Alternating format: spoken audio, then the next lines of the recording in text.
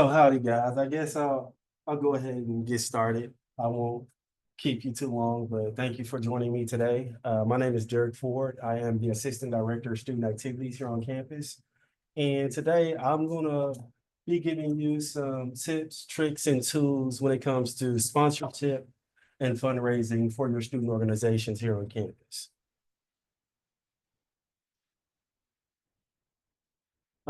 The objectives of this presentation is to pretty much get you to understand the importance of fundraising and sponsorship. Also, how to identify potential sponsors and donors, crafting or creating winning sponsorship proposals and or donation letters, building long-term relationships with sponsors, and engaging local business and larger entities, leveraging on-campus resources for support. Why sponsorship and fundraising are critical. It funds student events on campus, travel, leadership, conferences, also any initiatives that your student organization have. For example, like I know our honors does a really cool Relay for Life event geared around cancer awareness.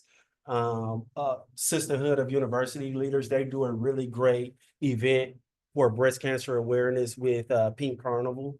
So it's different initiatives and events that your organization do where you could generate revenue from outside vendors or outside businesses or local businesses on the island. And it also builds connection with the local community and industry, right? A lot of times our campus is really, really small. We're not in College Station. We're not this giant glamour of a university or college. We're right here in Galveston. We're really, really local.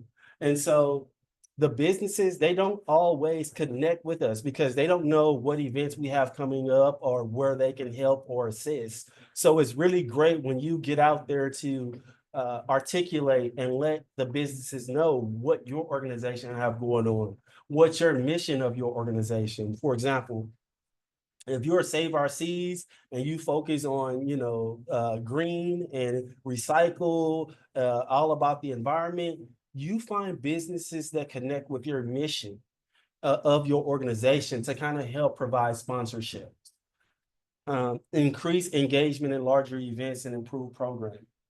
I know myself, when I do our Spring Fest event, that's a way where I kind of get all of the businesses in the community, whether that's Pepsi, uh, Gypsy Joint, Yagas, all of the local businesses to come and participate. So that increases the attendance of the event. But also, a lot of students are able to connect because they're offering summer jobs at that event. They're giving away free product, free merchandising. And also it provides, like I just talked about, networking opportunities with future employers. Because in the summertime, Galveston is looking for part-time jobs, summer jobs. Those businesses are. So they're reaching out to our students, and that's a way for them to connect with you.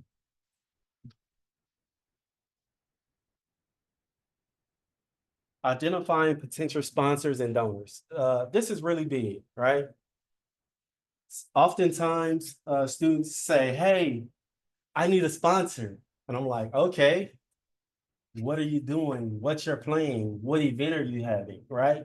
Because number one, if you tell me you're doing an event, I'm gonna probably try to navigate you or push you to businesses who are do something like that, who serves a community of that, or or they are garnered to participate in that awareness campaign that you're trying to do, right? Also, a big supporter on the island is Visit Galveston. Visit Galveston handles the entire Galveston Community Tourism Department, right? When we talk about all of the festivals that we hold, like Mardi Gras, Shrimp Fest, Biker Rally, Visit Galveston plays a critical role in making sure those businesses have the venues and the spaces, uh, hotel accommodations, all of those different things. So they can help you in so many different areas of your event or your program depending on the scale, right? The size. If you're expecting 500 people, they could really help you in that aspect. But if you're expecting 150, I would push you towards another business or another company. Alumni, alumni with businesses or some former students, right? A lot of our former students, they want to give back as well because they sat in the same seats you're sitting in. They were a part of organizations that you're a part of. So, uh, what is your organization doing to connect those people? Right? Are you sending out newsletters to your former members? Right? Letting them know what events you have coming up for October, ways you need help, ways you need to garner funding or sponsorships, whether that be through monetary donations or through them giving away some of their products or merchandise that they have with their company. Uh, Another important thing I do is I connect with the different vendors that we have here on campus, right? We're contracted through Pepsi, so I reach out to Pepsi a lot. We have Aggie Dining, which is Chartwell's here on campus. I connect with them a lot because they have certain resources that I don't have. But also, for example, pizza. If I didn't have the money to buy pizza for this event, I would reach out to Aggie Dining to see if they can donate that pizza to my event, right? It's different scenarios where you can use and collaborate and use the resources that you have here on campus. Corporate partnerships, Shell, ExxonMobil, HEB. When we speak about corporate partnerships, these are things that we have to put in place at least 3 months out, 60 to 90 days, right? They have a really, really extensive application process to where you have to meet certain deadlines, which are criteria. And if you don't meet those deadlines, they will not review your application. When it comes to corporate partnerships, me myself, I've only been able to successfully accommodate, I would say, two, well, three. When we talk about the Houston Rodeo, we talk about the Houston Astros Foundation, and we talk about Kroger. Those are the three corporate partnerships that I've been able to garner myself, right? But I haven't needed to reach out to corporate sponsors lately. But in the future, we will because the market for sponsorships is starting to get saturated, right? For example, we have Soul going out requesting funding from local businesses on the island. You have Big Event going out requesting sponsorship from local businesses on the island. After a while, it's oversaturated with people. So then you have to target your sponsors to what you're trying to do, identify their mission and their purpose with what your event is trying to do. And that's where you have that relatability with them.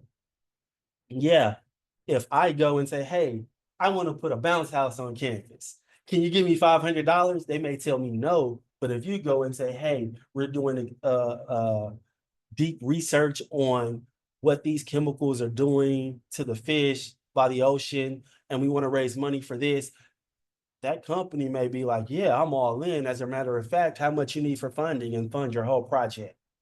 Otherwise, me, I just want a bounce house. I have nothing in common with this business or this entity. They don't want anything to do with me. That's not what they do. So understanding the community involvement businesses have, also understanding their purpose and their mission that they have as well, tied along with what you're trying to accomplish, whether that's an event, program, or an activity you have on campus.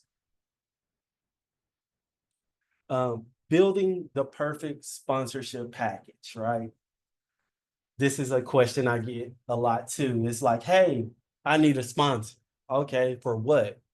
What are you trying to do?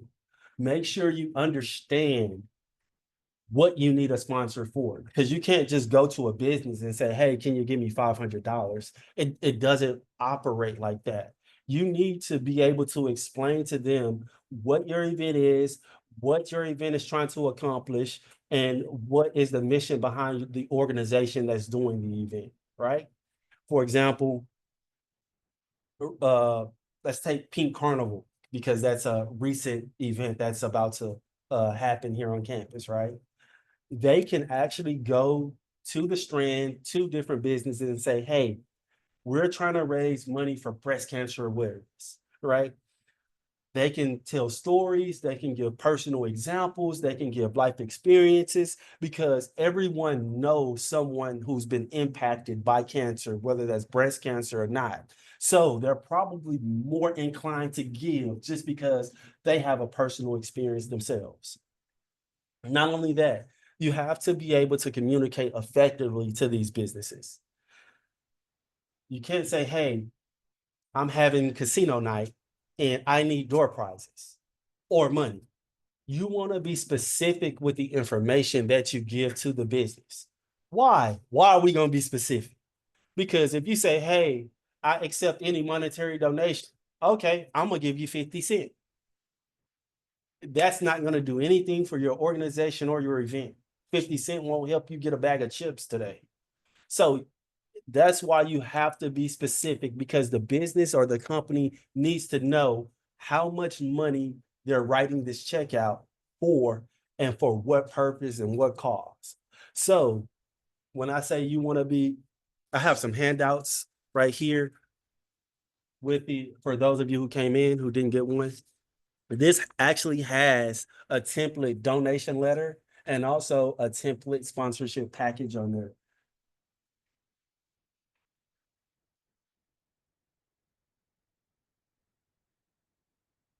So there are two forms of requests that I like to do myself. If I'm having an event and I need door prizes, I want to write a donation letter for specific door prizes that I want to collect to give out at my event, right? If I'm having an event where I want a sponsorship, then I want to create a sponsorship package, right? With different levels. When you create this sponsorship package with different levels, for example, I have white package 200. It tells you, it tells the business or sponsor everything they're gonna get if they purchase my white package for 200. You want to be as detailed as possible. I have a maroon package for 300. That's going to tell that business or that sponsor who's looking at purchasing this level everything that comes with a $300 maroon package.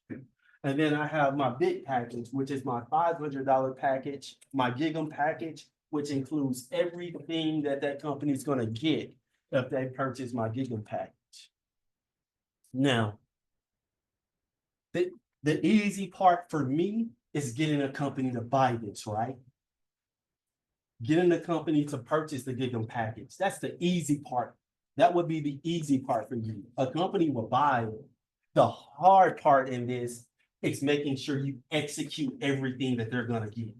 Because oftentimes you'll say, well, the business gave me $500, but they didn't reach out. So I guess that's it.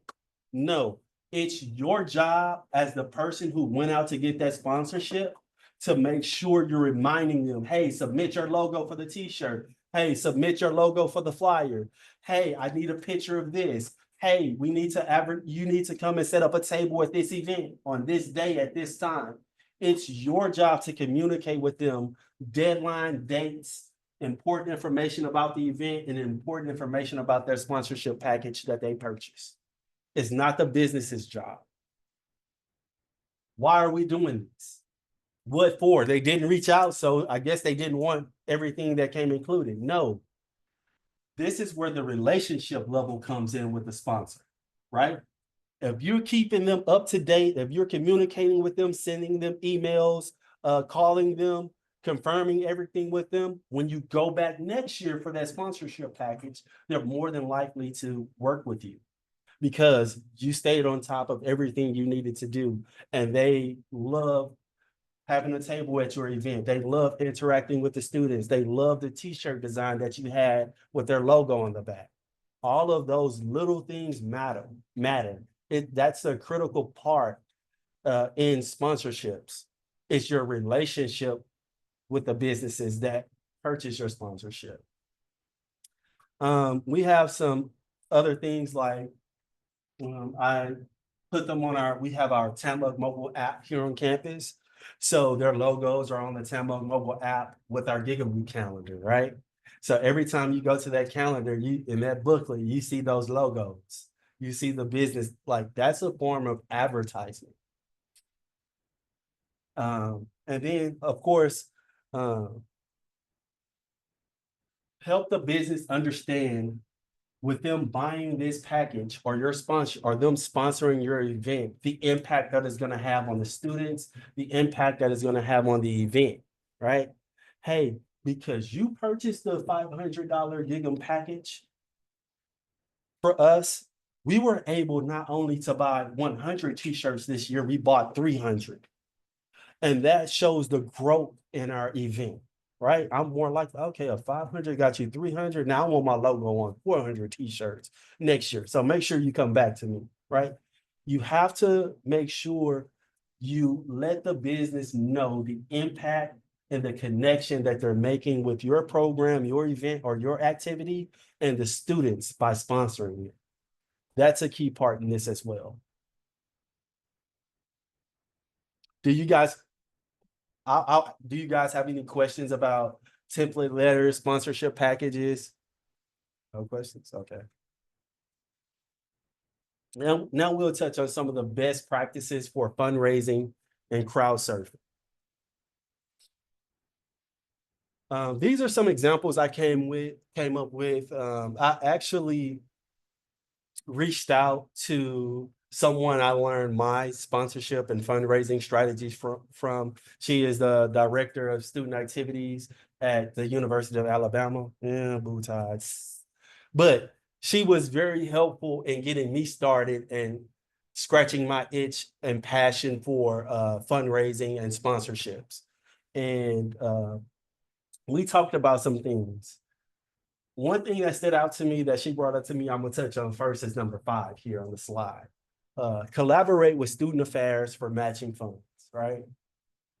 This is something that their university do. Of course, they're this big conglomerate of a university and their funding is pretty much unlimited.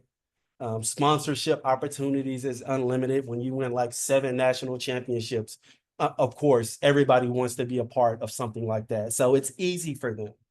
So she was telling me one of the things that they do is they collaborate with student organizations, right?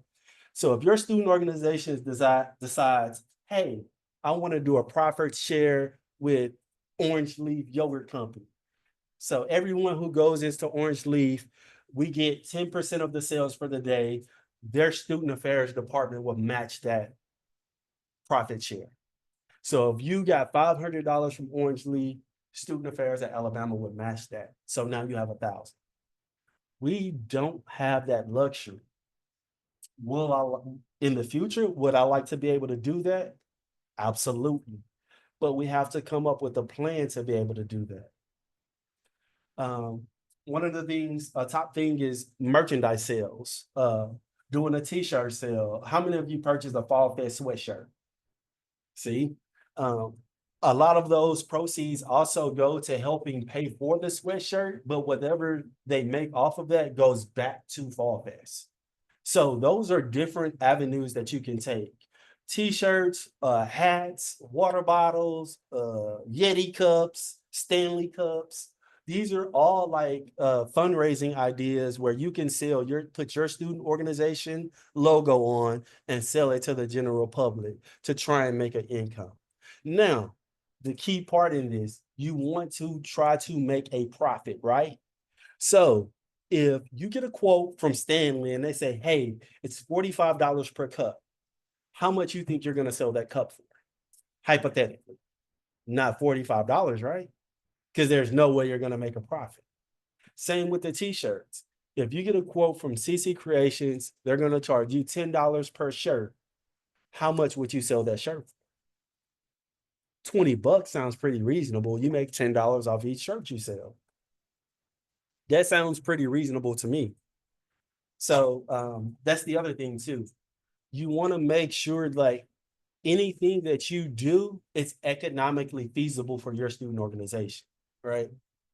So if you go out and you purchase 100 Stanley cups at $45 a cup, you want to make sure you can turn a profit off that Because if you don't, guess who eats the cost of that fundraiser?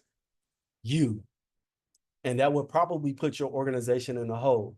So, what I would suggest you do is before you even go and purchase anything, you allow the individual to pay for it first, right? Then you have a deadline, right? I'm going to start my fundraising sale from October 1st to October 31st. They have this amount of time to buy a t-shirt, a Stanley Cup, or whatever it is we're selling. I'm going to close these sales on October 31st. And from there, I can pull up and make an order based off of how many people have purchased each item we're selling. That way, your organization never comes out of pocket, but you do make a profit. That's what I would suggest you do. Also, I talked about silent auctions and profit shares. I'll speak on profit shares a little bit more because a lot of student organizations are not aware of the amount of businesses on the island that are willing to do a profit share with you. There are so many businesses that would do a profit share. I named Orange Leaf, Yagas would do one, um, um, Little Caesars would do one. Um, you can also do reserve a concession stand at the Toyota Center for the Houston Rockets games. Your organization would be in charge of working it for a game, and you get the money that you make from that concession stand. I can email that link out to you as well. It's through Run Leaving Seed Food Services.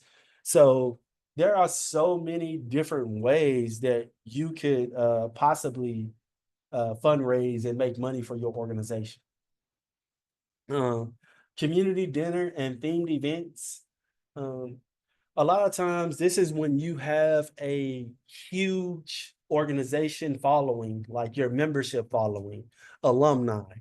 Um, at different universities, what student organizations like to do is for family weekend, they would invite their alumni back for an alumni dinner just to catch up or whatever the case may be. I know Ags does this as well with their crawfish boil in April. They invite all of their alumni back to the crawfish boil at the end of April, and they pay for the t-shirts, they charge them a fee, and they make a profit from all of that. So it's different ways you can connect with your alumni uh, to fundraise money or get money from them.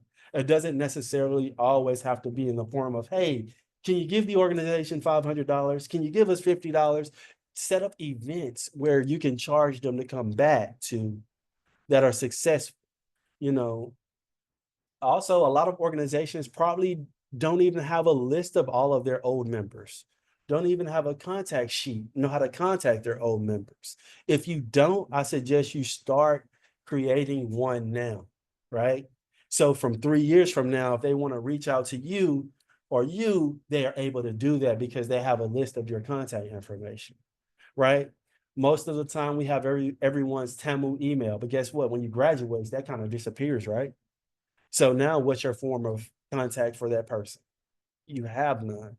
So collect cell phone numbers, collect personal emails, find a way to be able to reach out to your alumni because trust me, they want to support you, but they don't know how, they don't know what you're doing, they're not even update, they don't even know if the organization is still active because they get no information from anybody. So the officers of those organizations are responsible for contacting alumni, keeping up with that group me or that contact sheet so they can send out newsletters, send out monthly emails, send out updates.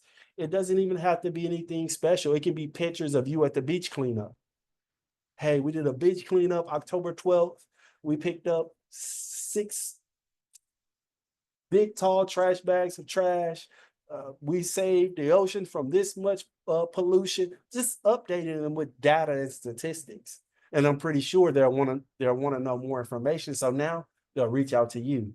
Hey, can I be a guest speaker at the meeting next week?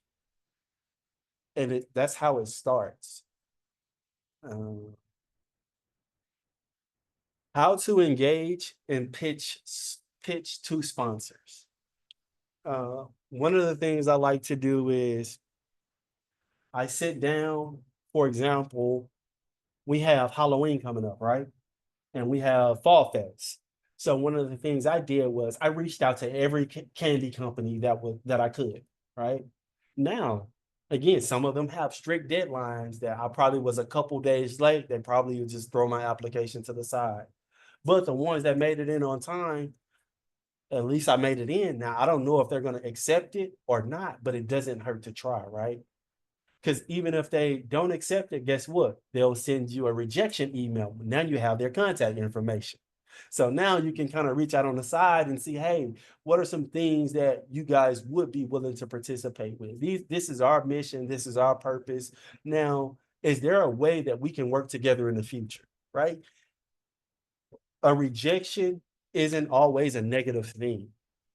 It's probably just that company doesn't have enough information about TAMUG, about honors society, about soul, about G Flow. They don't have enough information to make an informed decision. So what you do is you continue to communicate, you continue to send information. So now if you send them enough, guess what? They're gonna be like, that G Flow, they're persistent. That they won't stop until they get a yes. So next time you send them another sponsorship package or fill out that application, they're probably more inclined to donate to you now because all they've been seeing is G Flow for the past year coming in. So when G Flow comes up, now they're probably more inclined. They got a little bit more information because each time you filled out a sponsorship packet, you probably put something different, a different event, a different activity, a different population of students you're trying to attract. So all of those things matter. Also, research the company involvement. I remember, I want to say back in 2017, 2018, we were starting up our food pantry here on campus. And again, I started researching companies who would donate canned goods or donate non-perishable food items. And one of the companies that popped up on my list was Kroger. So the first thing I did was like, oh, Kroger gives to causes like this. So I just applied. A simple application process. I applied. And the next thing you know, I got an email back. And it was like, how much would it cost for your food pantry to be called the Kroger Tamug Food Pantry? And I'm like, I don't know if I can make that decision. Like, I'm like, okay, this is out of my hands. I called Dr. Sutherland. He called the foundation. They got together. They came up with something. And then Kroger just ended up donating $5,000 in gift cards for us to fully stock the food pantry. Right. So it went from this to that, but you never know. And if you don't know, it's okay to include other people who probably do. So that's what I did, right? I'm like, I don't have the privilege to tell you this can be named the Kroger Food Pantry. That's kind of above my pay grade there, right? So I got someone else involved, which is the foundation who deals with sponsorships, who deals with fundraising and endorsements and all of those different things. Network via warm introductions or university connections, right? For example, what is something we have? Oh, career fair, right? What is it? October 21st, somewhere. So you have the career fair coming here, right? That is a great way to network, right? Not only are you're trying to be one of their future employers, but they're looking at your co-curricular transcripts. They're looking to see what you're involved in, what you have leadership roles in, and they probably looking like, man, I probably can support one of these programs that you're doing. You never know, but you won't know until you ask, right? So once you get their contact information on that business card, hey, hey, we're doing this breast cancer awareness thing on campus and we're looking to raise funds for pink t-shirts.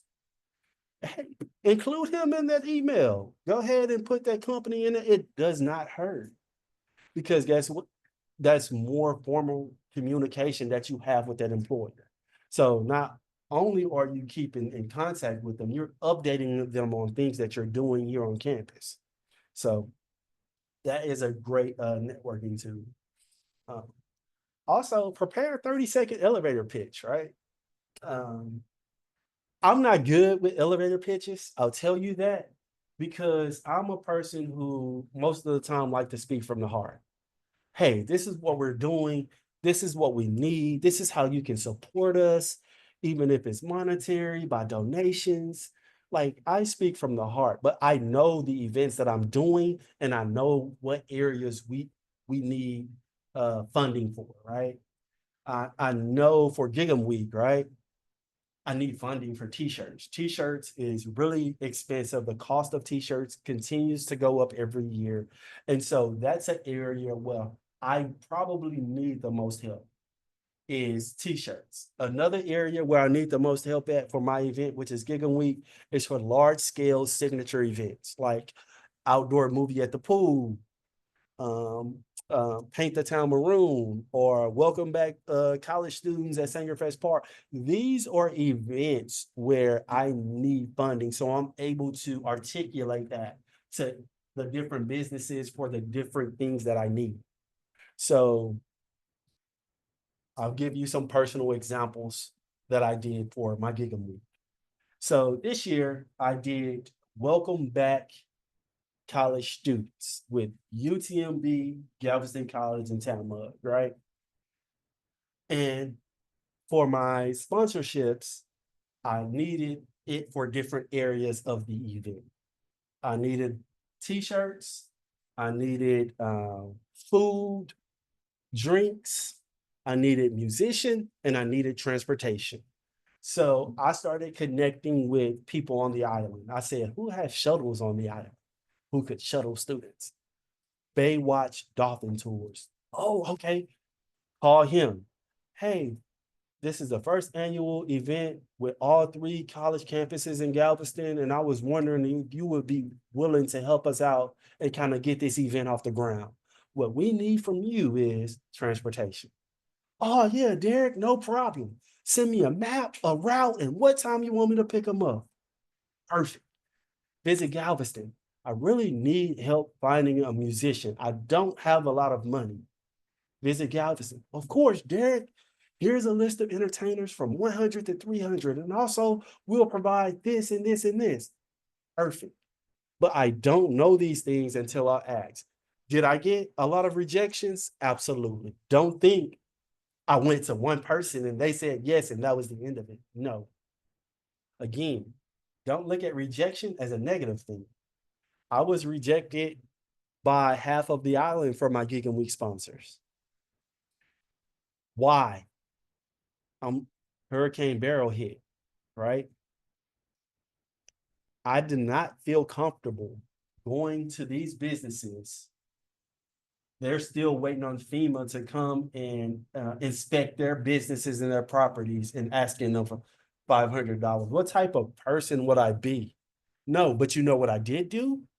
I went to those businesses and then I asked, is there any way we can help? Texas A&M Galveston can help your business. Is there any, you need volunteers?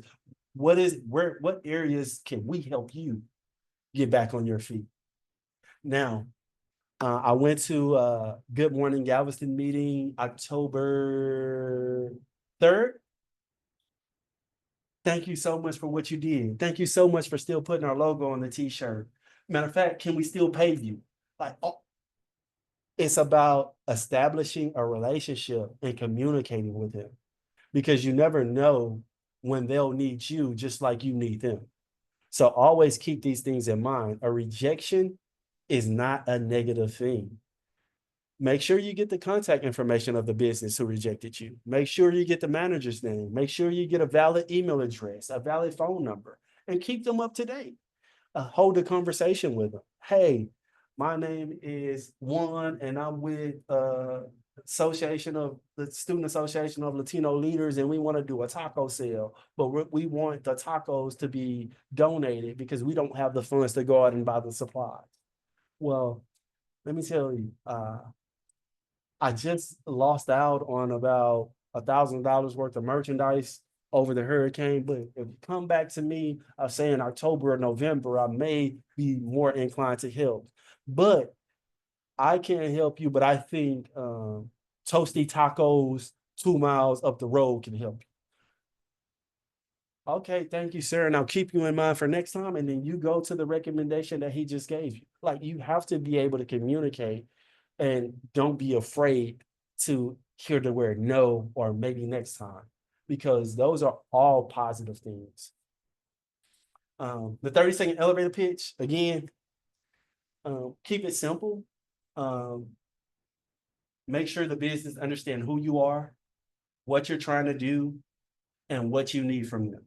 30 seconds, right? Hey, my name is so and so. I'm the president of so and so, and we're trying to do this huge campus wide event. And what we need from you is we need door prizes, or what we need from you is we're looking for a sponsorship for 200, 300, or $500. Simple.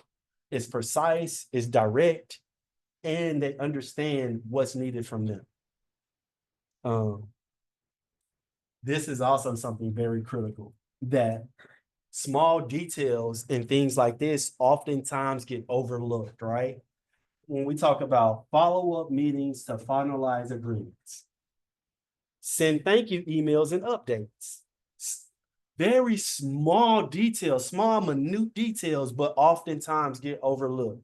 Because guess what? You had your event was successful, everything worked out, but guess what?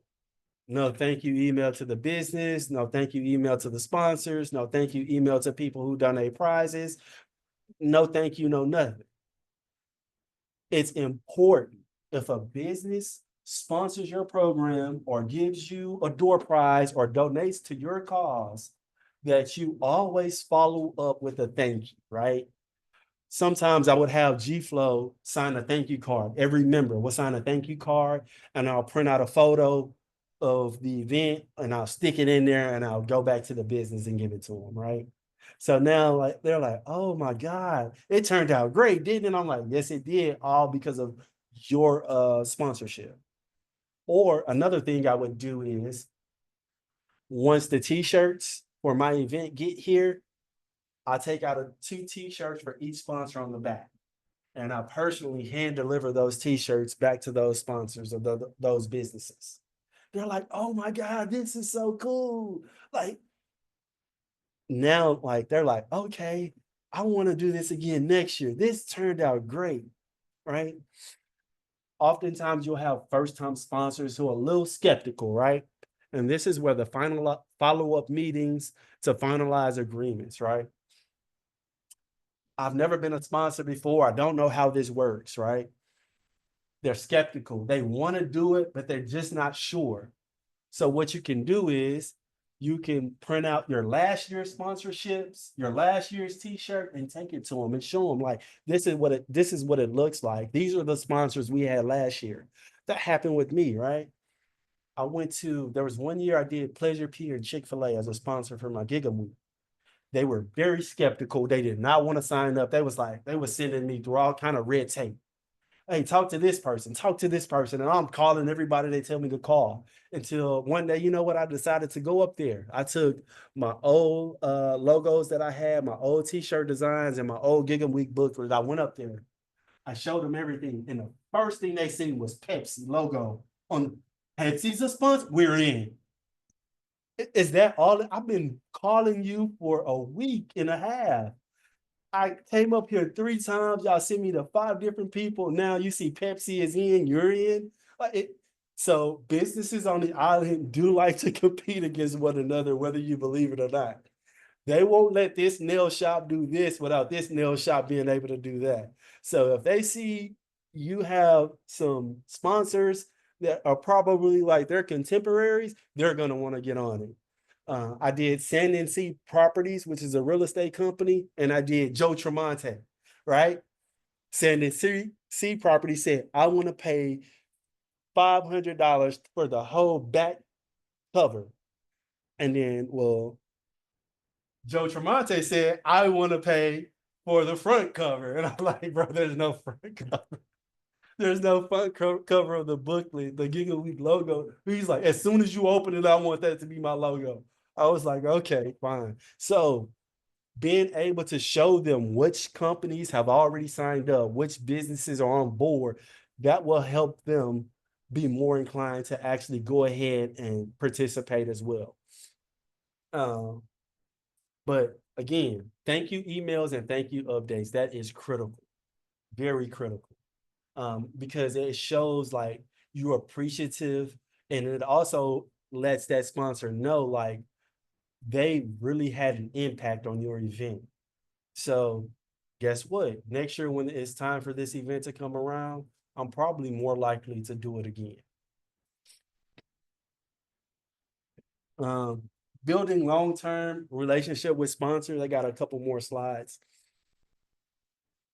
Promote sponsors throughout the year, not just events, right?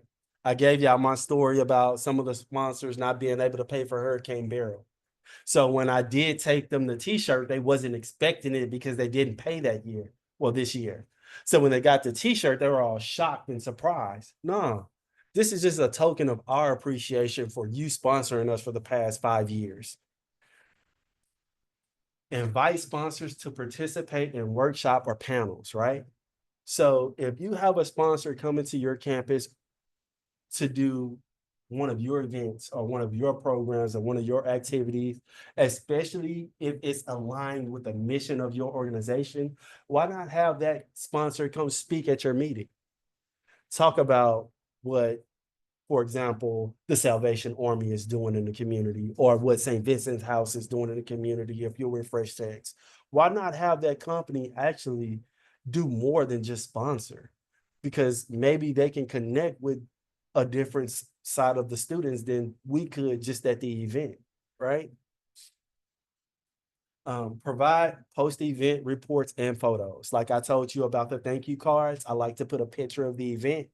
Like I get all the members or officers together, we take a picture, stick it inside the thank you card, and hand deliver it to the businesses for thank you. This is how it turned out. It was great. Couldn't have done this without you. And maintain regular contact for future opportunities. Again, just because a sponsor sponsors your event or your organization or your activity once does not make them inclined to do it every single time. It's your job to make them want to be a sponsor every single time. How do you do that? Happy holidays, Kroger. Happy holidays, whatever. It's a virtual happy holidays card from Aggie Gentleman Society, a virtual holidays card from Big Event to Whataburger for giving, donating honey butter chicken biscuits back in last March for Big Event. But we're gonna make sure you keep knowing what you did had an impact on us. So we any chance we get to send you something or to contact you, we're gonna do it. So that is very, very critical as well. Last thing, leveraging student and campus resources.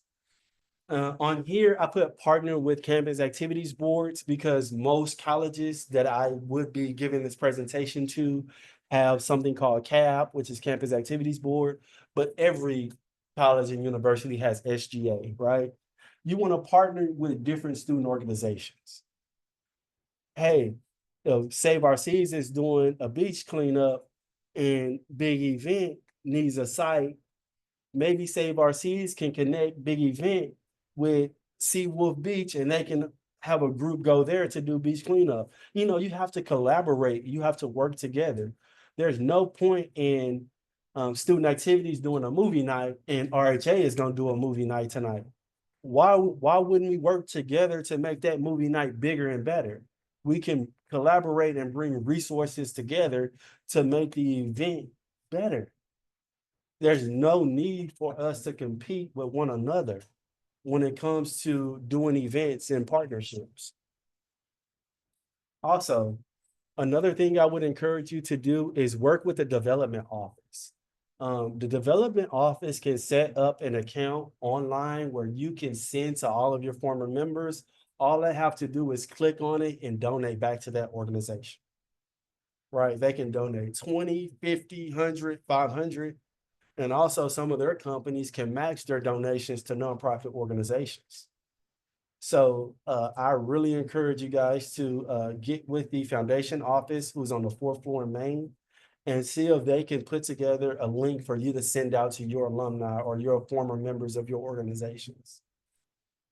Uh, Consult with organization advisors for advice too, because sometimes they can connect you with someone that they know out there in the corporate America that we don't know, especially with Salma. I know John Hark has all kind of connections where he can connect those officers or members to and get sponsorships and foundation. Another professional organization like that is Women on the Water as well. Like uh, make sure you're talking to the faculty and your advisors because they really have those real world connections with people in high places that us as students probably don't have, or you as students, I should say.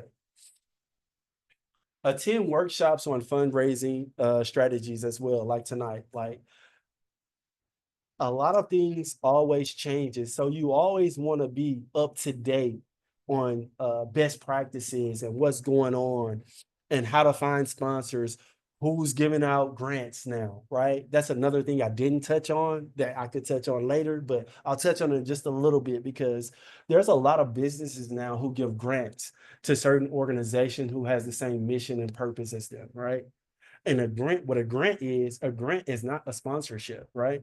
A grant is something for you doing this. We're aligned. We're doing the same work. We have the same mission to keep the pollution out of the ocean. So I'm going to give your organization a grant because you're doing 5 beach cleanups a year, which we can put your data onto our company, and now we're partners. You don't have to pay a grant back. You don't have to pay a sponsorship back. So grants is something I can touch on in a whole nother presentation, but that's a different topic for another day. Uh, Conclusion. Start building relationships early. Well, I told y'all some of these companies and businesses have application deadlines, right? After some companies have after August 1st, we don't accept any more sponsorship applications.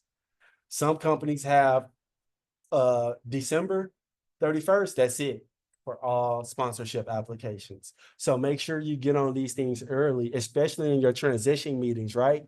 You know you're going to be doing, for example, Pink Carnival every October. So make sure you're constantly always updating that sponsorship application to send it out to beat all of those companies' deadlines. Also, another reason to start doing things early, like I talked about with my sponsorship for Gig'em Week, how Hurricane Barrel impacted some of the businesses. You never know what's inclined to happen. Like we live on the island. It can be hot, rain, flood, all in one day. So communicating and getting things done early kind of puts you ahead of the curve. You don't want to wait till it's 2 weeks before your event to try to get door prizes and be like, I'm busy. As a matter of fact, it's Shrimp Festival this weekend. I'm sorry. I've already committed my time and my store and my products and my business to the Shrimp Fest. You're late, right? So that's why you want to communicate early. Also, customize sponsorship packages based on your interest. I know I gave you some examples. It doesn't necessarily have to be exactly like mine, right? Because your event isn't, it's not this event. I think one of the templates is for the honors program Relay for Life, and the other one is for Gigamoot. You even you want to sponsor, but you're not doing t-shirts. You will not include logo on the back of the t-shirts if you know your event isn't going to have t-shirts. So that's why you want to customize your sponsorship package based on your activity, your program, and what your organization is trying to accomplish. Maintain long-term partnerships. This is a big one for me because I've been at Tamug now. November 10th would be 10 years for me here on this campus. And there are two businesses that they think I'm part of their family. Seriously. One of them is Joy Nails. I celebrated his 10th year anniversary with Joy Nails 1 and Joy Nails 2. He called me by name, Derek, get over here. Because I was walking in late. I'm like, wait a minute. Oh, you put me on the spot. I'm late. But he thinks he really knows, like That's the relationship we have. He's been sponsoring my events for 10 years, and that's just how long his business have been in business. He's been in business for 10 years. He's been a sponsor for Gigamoody for 10 years, right? We're talking about long-term partnerships. I can come to him for with anything. There's another group uh, when the barge hit the bridge, we still had, students here. We still had people here on campus who had to be relocated. The first thing I did was I called Church of the Living God. I called Yagas. I called Hooters. When Hooters was open, all of them donated a meal, brought snacks. That's what I like. I used my leverage with my relationships that I had, and they came through for me in the clutch. Oh yeah, we'll be willing to help out. We heard about that. How's everyone getting around? Are you still able to go to camp? They had so many questions for me. I didn't have answers for them. All I really wanted was to see if you could provide some meals for these students who are displaced because of, the incident that happened here with the barge. But again, maintain long-term partnerships, because those are the people that you're going to be able to count on no matter what event you have, program you have, or what the circumstances are. They'll be willing to donate, whether that's time, money, or prizes. But I'll leave you with this one. I'll leave you with this one. To me, their time is more valuable than their monetary donation. All right. The connections that they can make with other students, the impact that they can have on other students, to me, that's more valuable than their money. When someone is willing to commit their time to you, your event, your program, or show up at your meeting to be a guest speaker, like that's more valuable than any dollar amount that they can give, because that's the knowledge that they're giving back to your organization, to the students, maybe offering internships to students, which can go further than just them sponsoring a $500 donation. And use campus resources to align efforts with Tamuk's mission. Like, there's no reason us as student organizations on this campus should be competing with each other for events. There's no reason we should be doing that. There's no reason where we should be holding two events on the same day, competing with one another, members to show up to attend. We have to be able to work together to show that we have a collaborative effort. Why? Why do we have to do that? You know why? Because if the big event is going to Mod Coffee House, Aggie Gentleman Society is going to Mod Coffee House, Soul is going to Mod Coffee House, they're going to contact us and be like, hey, y'all need to get this under control here. Like, why is everyone doing the same thing on the same day? Now, it shows that we have no collaborative effort, but we want them to collaborate with us. It makes no sense. So we have to be able to work together. We have to be able to support one another. Hey, if it's just stopping by, picking up a donut at the event, you don't have to stay for the entire 2 hour span. But sometimes, again, your time is more valuable than anything else you can give at time. And I'll leave you guys with that. Do you have any questions for me? Any questions? Well, I don't think I put my contact information on here, but my question.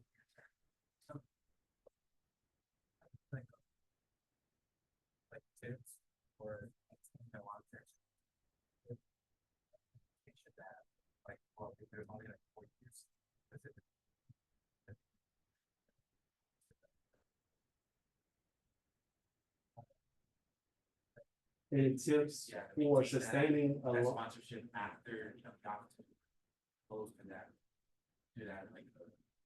sponsor just like, yeah, you keep the connection with that officer, right? You keep his contact information. Hey, Joe, you remember last time you got Del Papa to donate to the Prop Club golf tournament? You think you can reach back out to John again and see if he's willing to do that for us this year? Absolutely, man.